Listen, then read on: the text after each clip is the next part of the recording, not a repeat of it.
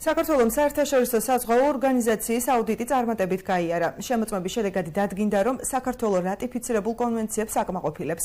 ერთკვირიანი აუდიტის შედეგად შემოწმდა დროშის, ნავსადგურის, სანაპიროს, სახელმწიფოს მიერ აღებული ვალდებულებების შესრულება. 4-კაციანმა საერთაშორისო აუდიტორთა ჯგუფმა შემოწმა საზღვაო სფეროს ყველა სტრუქტურის მუშაობა, გემების კონტროლის მექანიზმი, საშიში ტვირთების გადაზიდვის სისტემები, სხვაზე ძებნა გადარჩენის ოპერაცია, მეზღვაურთა სერტიფიცირების სისტემა, გარემოს დაცვა.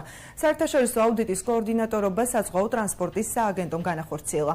სააგენტოში აუდიტის წარმატებით გავლას საერთაშორისო დონეზე ქვეყნის ცნობიერების ამაღლებისთვის მთავარ წინგადადგმულ ნაბიჯად მიიჩნევენ. საქართველოს აღნიშნული აუდიტი ნებაყოფლობით გაიარა. იმოს წევრი სახელმწიფოებისთვის აუდიტის გავლა სავალდებულო 2016 წლის 1 იანვრიდანაა.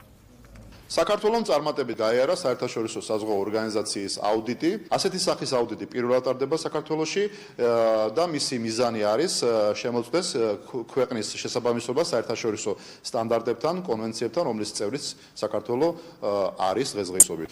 აუდიტორებმა ხაზგასმით აღნიშნეს საზღვაო სფეროს განვითარების ბოლო მიღწევები და გამოთქვეს კმაყოფილება ჩვენი საზღვაო სფეროს სტანდარტების მიმართ.